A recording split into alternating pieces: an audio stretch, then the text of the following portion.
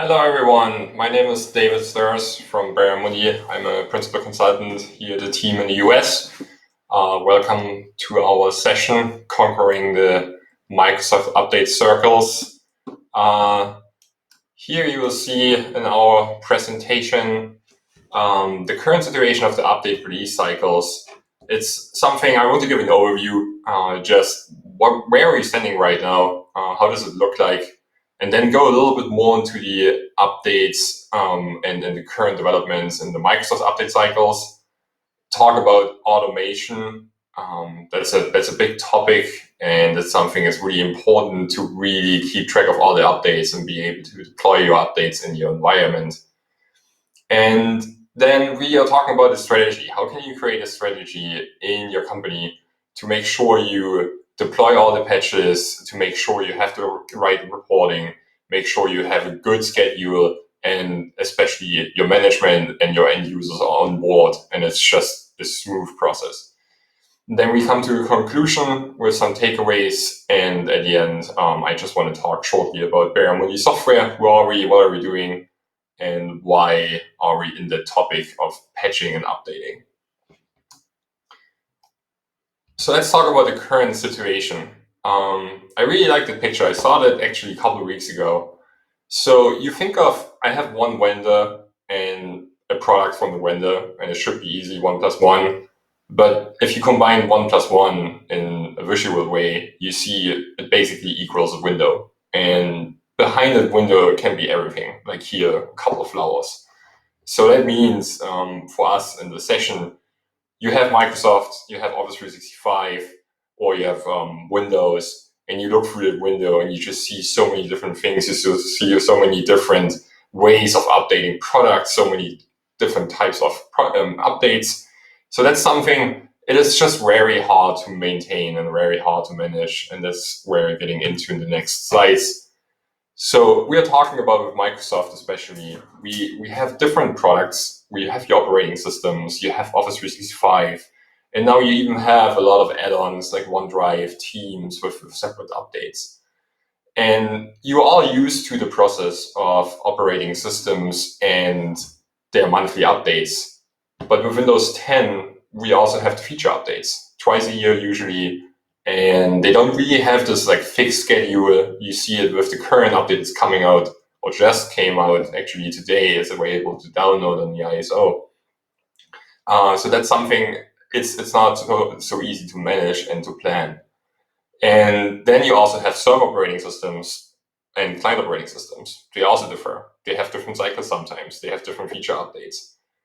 And when you are a really big company and you have maybe different versions, like Pro, Enterprise, Standard, Enterprise for the server editions too, you have different end of lives, different end of supports. So all things you have to keep track of and manage. Office 365 is a little bit different, but still a similar procedure. You have your monthly security updates, but then you have your multiple channels. You have different update channels, different update routines. We will talk about this later in detail. That can be a big challenge. And like I mentioned in the beginning, OneDrive, Teams, all those add-ons is something you have to be aware of, you have to keep track of. They get more and more important, especially these days where everyone is working from home and needs something like a cloud storage, needs Teams or other tools to communicate with colleagues, with customers. Really important tools. The usage definitely went up when it comes to those tools. Then we talk about mandatory versus optional updates. So that is something, of course, highest priority, always security patches. You want to make sure that the environment is safe. But then feature updates become priority too, because with the end of support for older builds, you need to make sure that you are on a minimum build version in order to keep still the Microsoft security updates. So it's not just like Windows XP, Windows 7, you just keep patching the system over and over and over. And if you're lucky, at some point, Microsoft releases a service pack that accumulates all those updates. It changed a little bit. Windows 10 and modern server operating systems, you really have to think about the builds and the versions too. So let's talk about Microsoft. You are all pretty familiar with the screen, getting ready. Twice a year, big updates. It's basically like a reinstall of your Windows 10, and you will see that screen. Your machine is getting ready. So what is the current lineup? Right now, we have a lot of Windows 10 versions out there. And basically, you can say always the last three versions are supported. So right now, the Pro editions need to be on 1809 and Enterprise with additional year of support. Everything before 1803 is out of support. That is something I saw a lot with different customers, different companies I was working with. There are a lot of admins out there, they are just not aware of the whole process. And it's something, it is hard to keep track of. It is not something that Microsoft tells you. It's not showing up in your WSUS. It's not showing up in your security newsletters. It's something you really have to be aware of, and you have to manage that. Then you have special situations. Like right now with the situation we have in the world, things are getting delayed. Things are changing. The way we work is going to change. And even Microsoft got hit by this and postponed some end-of-life dates just because it takes a long time to update from the older version to the latest version. And Microsoft is totally aware of that and gives you as an end user now more time to upgrade from an older version to a later version of Windows 10. So here you can even see even the manufacturer, the vendor, Microsoft, tells us, hey, you need more time. It's okay. It's a weird time right now. It's a strange time. And we will postpone the end of life. But still, outside of this strange situation right now, we have definitely one version upgrade you have to do per year.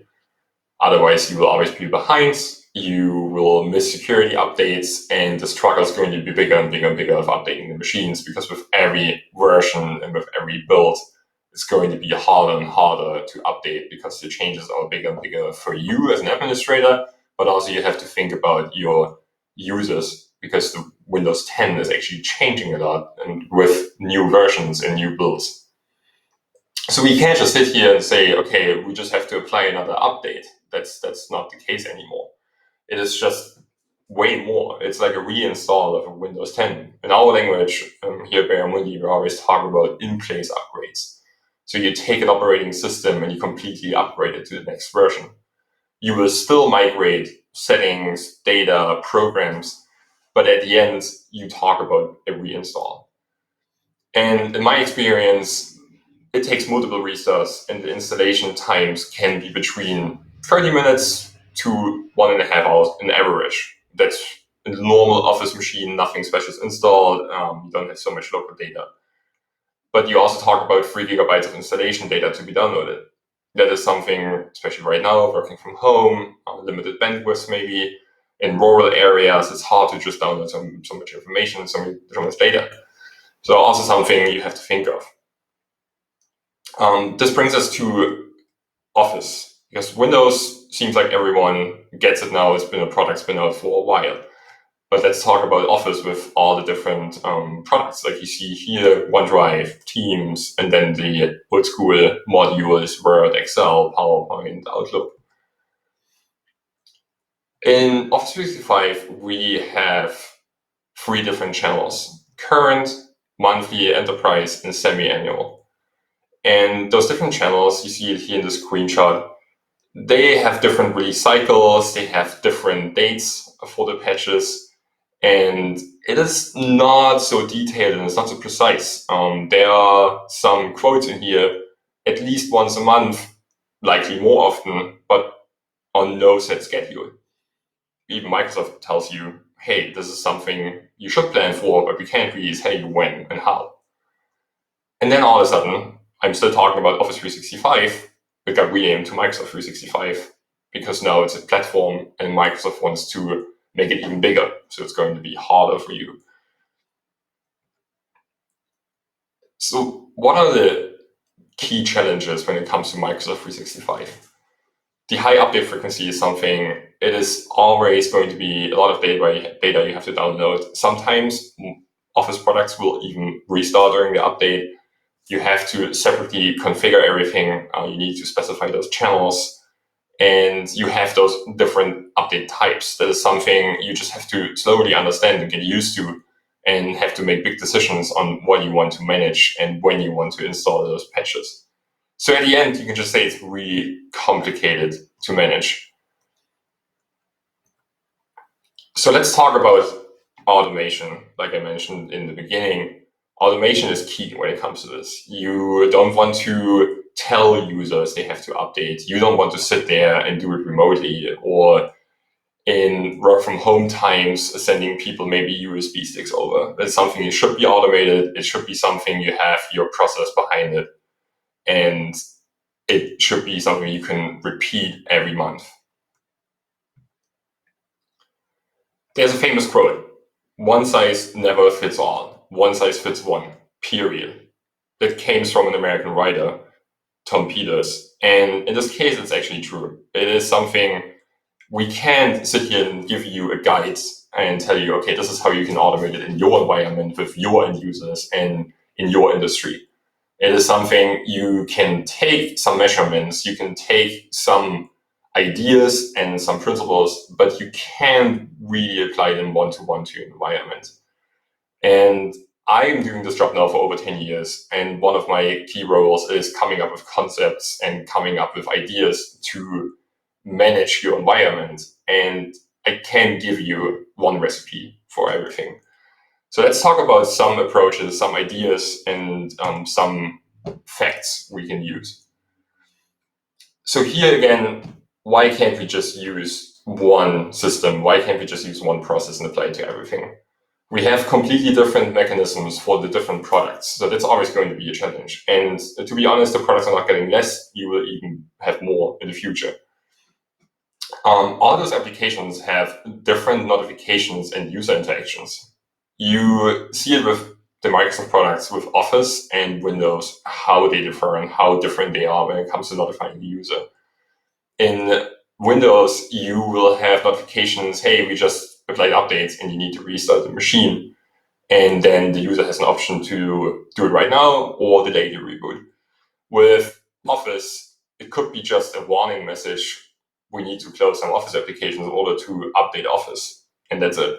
And once you hit OK, it's going to restart the program. Then we have update resources and locations. They will be different for the different products. You can't just say, okay, we have one location, one resource, and we just install everything from there.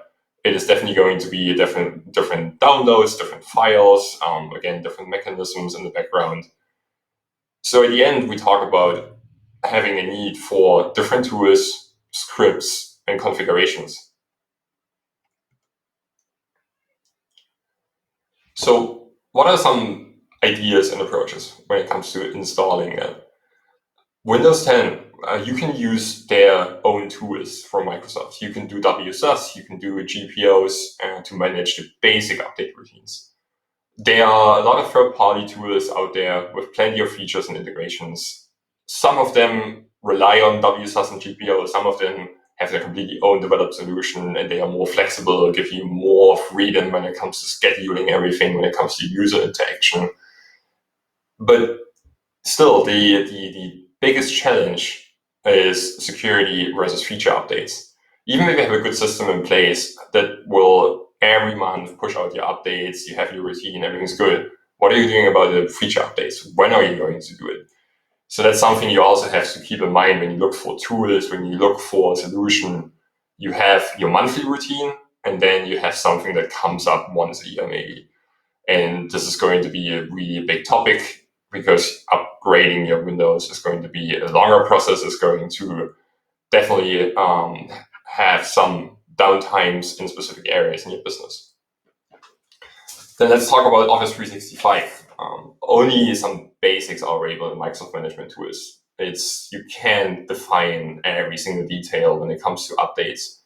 There are some third-party tools that offer some customization and scripting, and that helps a lot. And that is something, if you find the right solution, you will probably cover Windows 10 and 365 in that one solution. Applications like Teams, OneDrive, Skype, and all the other ones, at the end, you basically have to come up with your own solution. You basically have to script something, or you're lucky and your vendor has like a catalog of updates for applications like Teams, OneDrive, and Skype. But yeah, it's definitely someone needs to do it. Someone needs to script it. Someone needs to automate all that. So when we talk about processes and automating, in the end, we want to be that guy. We just want to sit there, control our processes, and we want to just follow our routines every month. And for bigger upgrades, we also have everything prepared already. So how do we get there? Talking about creating a strategy. So first, of course, we need to prepare everything. We need to take a close look into our environment. So something we can look into Microsoft tools, we can look into third-party tools, we can look into GPOs. And of course, the biggest goal should be configuring the updates from the local resource. If you have, as an example, 500 endpoints you need to update, and all 500 endpoints go out to the internet and download their patches. And we now talk about every month easily 500 megabytes to like 2 gigabytes of data. You definitely want to avoid that. So find a solution and prepare something in the back end that has all the updates in place, has them ready for the endpoints, and then your tool will take care of everything else. Then in step 2, identifying the deployment groups. It goes back to this one size never fits all. You can't just push out the updates to every single person at the same time. You can do it in, let's say, a manufacturing environment during like peak hours where the machines are running at 100%. You can't do that. And it's maybe the same even in finance area, in law offices. It's not that easy. You always have different types of users with different needs and with different schedules. So you should start at the beginning having a test group. Just no risk or low risk, and the ability to give you feedback. So someone that is interested in IT maybe works a lot with that technology, and they pretty much know what's going on, and they can give you honest feedback. And that's important because you can roll out a patch that could affect a third party to it. It could affect maybe a script that you use in Excel. So that's something. Always have a test group and make sure you can test the updates before you push it out into your environment. Then we have our non-critical group. Non-critical groups could be people like less risk and field users. So you want to have someone that is a field user that's out there, it's working like every other user, as it wouldn't be the end of the world if something goes wrong. It is definitely downtime, and it would be something you have to support and you have to fix right away. But it's not going to be the end of the world. You're not going to stop a big manufacturing machine. And then you have the critical group. Here you have users with tight schedules. You have, again, manufacturing environment, something where you only have a short maintenance window. We also talk about servers in this case. So a server maybe also just have on the weekend like 2 hours where you can reboot the machine and really take care of that machine. So here we have at the end 3 different groups and with 3 different schedules. Talking about that schedule. So a schedule could be a fixed day in a month, could be a fixed date. I'm always a fan of doing something, it's more like a fixed date, because that's something that will never really change. You can say, okay, we do it in the first of the month and we push out the updates. But that's, again, it's up to you. It's up to your environment. It is something you should communicate with management, with key users. When is a good time? Because, for example, the end of the month is often a crazy time for the finance departments. And the beginning of the month could be something in departments with purchases going on that have to stock up some things. There's also a busy time. So just think about your environment, think about your company, and search for a really good day or a good date to do it. And Microsoft and other big vendors at least give us the second Tuesday of the month, the famous Patch Tuesday. So you can also schedule it around the second Tuesday in the month. But again, there's not a need for a rush. You don't have to do it on the second Tuesday. Give yourself time to go back to those groups. Give yourself time to test patches. Give yourself time to really roll out the patches safely, and don't just go out and install all the patches on Wednesday. That's why you have a test group. And then the feature updates and bigger updates, find a time where your business is going slower based on holidays, based on specific seasons. So many companies do it maybe at the end of the year when people are slowly taking off. You can use specific times where you have some downtime, and definitely take care of that, because you don't want to have machines in the reboot loop updating for hours and hours and hours if there's something going on that needs to get done right away. Then we have test and adjust. Step 4. You do your first test, you roll out your new process, and you interact with the users, and you probably have to adjust some things. One of the things I always have to adjust after a while is different notifications and times. The user gives you feedback, I don't really understand the notification, what should I do here? Then you can adjust that. Same with the times. Oh yeah, when we do roll out patches at 9 a.m., that's when we have all of our team meetings, and it's just annoying that we get all the notifications. Just be flexible when it comes to this. Use the feedback and optimize the process. And talking about optimizing in general, bandwidth usage right now, huge topic. Just make sure you're not completely utilizing the bandwidth of your infrastructure, and also making sure that remote workers having a chance getting the updates, and having a good process behind that. Same with scheduling. The scheduling, you can use this as a tool to control your resources. If we talk about like 500 megabyte to 2 gigabyte, use scheduling as a tool to just spread it out, and don't have 100, 200, 500 gigs of data requested from all your machines. And then the hardware resources, sometimes you even have to adjust that. Sometimes you have the bottleneck in your storage or on your management server. That's something that can happen too. So just keep an eye on everything. And then when we climb the mountain, when we execute it and we only report, hey, we did it, we have everything patched. So with executing, deployment in your environment is something, just monitor the status, troubleshoot, and you have to calculate in some support volume. You will get some support tickets, even with the best process, because some updates will fail. You will have maybe some odd behavior after applying updates, or the user never rebooted the machine and caused some issues. So that is also something, especially at the beginning, the first couple months when you really start patching with a systematic approach, is something you have to be aware of and take care of the users. And then reporting. That is always a very interesting topic, because when I talk to IT managers and security officers, it seems like often the goal is like, why are we not at 100%? Why are we not fully patched? There are so many variables.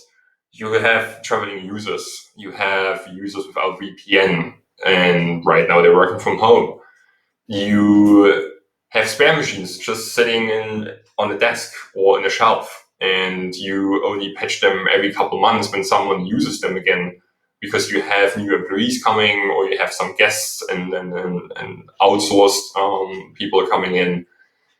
So that is something that's a really big point. And yeah, offsite users is also, I'm traveling all the time before everything changed in our normal day jobs.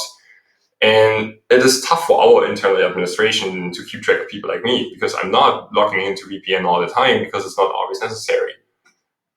So a realistic goal should be something between 80 to 90%, depending on the environment. If we don't really have remote workers, you don't really have traveling users, you can get even higher, you can get to 95%. But if you have a good mix of remote workers, you have traveling users, and yeah, you just have a variety of different machines and different users, 80 to 90% could be the ultimate goal. And this is something you can actually achieve. So after talking about the process, let's talk about the conclusion. Now we have all those things. We talked about processes, we talked about automation, different types of endpoints. How can we bring that back together? One big point, updates aren't just small patches anymore. Things change, time change.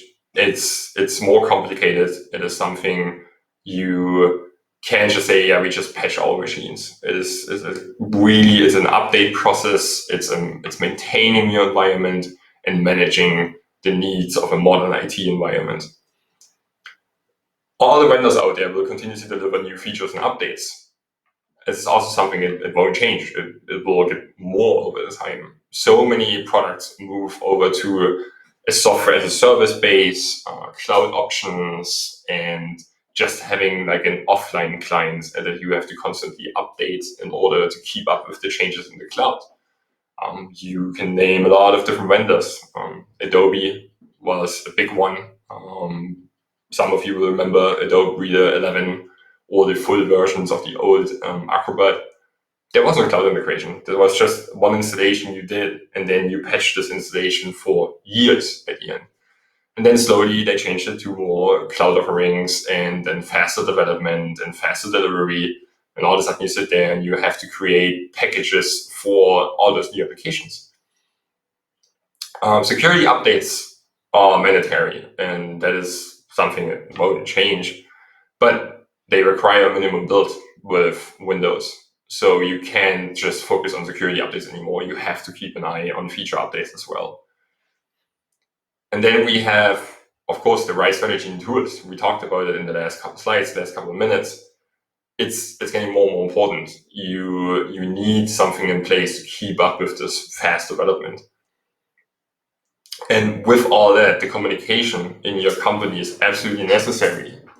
You can't just do it in the background. You can't just push out patches at night and hope for the best. You need some management awareness. You need some support from your management. And also the users, you need their engagement. They need to understand the process. That would be the ultimate goal, to have a good understanding in your company how you patch their machines and why are you doing this. Is it really just for fixing issues, or is it maybe providing some benefits for them with new features from Windows 10 or with new features in Office? That is something you can control that with communication and with engagement. And then automation plays a big role. You need to constantly monitor and adjust your process and your patch rollouts. Of course, you will need to purchase probably a tool, and you need to invest some time into all that. But the return of investment can easily be achieved and reached because you will reduce the downtimes, because you have everything under control, you have your fixed schedule, and people will still complain about downtimes, but you can definitely reduce it. And less vulnerabilities. In worst case, you end up in a data breach. You maybe have a ransomware attack because you didn't patch everything. You didn't patch all of your applications and you didn't patch your operating system properly. So that's something, the worst case can always happen. And I've been to companies helping them out after the worst case happened. And all of a sudden there was money. All of a sudden there was budget to do something that helps you securing your environment and make it more efficient. But before, it was never a topic. And then at the end, you can also have some resource savings by using a good tool and just saving your own resource, saving your time and being able to take care of other things. And once you have everything in place and you are really successful in patching and you can report we are always around 85-90% of patching, at some point, you also need to think about audits and reporting just for the verification, because it's nice to see that you wrote out some Microsoft patches, but maybe a vulnerability scanner would find more vulnerabilities you need to fix in a different way with specific hotfixes, with third-party patches, and it just gives you a completely different perspective, the whole big picture, where you would see every single product that could cause some issues and has some vulnerabilities. That for me is always the next step. Once you have everything in place and you have your process set up and it works for you in your environment, then you can definitely think about adding a vulnerability scan. And another quote, famous runner, life is a marathon, not a sprint. Pace yourself accordingly. That's what I just want to give you as a message. It is something you can set up a process pretty quickly and you can rush through it. And at the end, you just overpaced and you missed a lot of things and you're running out of steam at the end. So this is a slow process. It is something, it will help you in long-term, mid-term, and it can fix even in short-term big issues because you maybe had some vulnerabilities in the environment. But the goal is definitely surviving the marathon. So at the end, like I mentioned, I just wanted to give you a short overview about baramundi. Who are we? What are we doing? We have over 20 years in experience, mainly in the European markets. We came over to the US with our US headquarters in or outside of Boston. And in the last 5 years, we had a growth over 20 to 30% per year. And we have over 3,000 customers worldwide. Again, focused European market, but definitely growing in the US market. And what are we actually doing? We have an innovative patch in endpoint management. We talk about unified endpoint management. We talk about software deployments, inventorying machines. We can do OS deployments. And I mentioned earlier, in-place upgrades of operating systems. So we can cover this whole life cycle from having a new machine to installing your own applications, deploying everything, patching everything, and even end of life is something you can cover with the solution. And it's something that's in one small solution, easy to use, and it gives you all the information you need. Thank you for joining and thank you for taking the time. Any questions, feel free to reach out to us and look at our virtual booth. We have some information for you there, and we can always have a one-on-one demo and go a little bit more into the details. And yeah, thank you again. And I hope you enjoyed it. Have a good time and stay safe.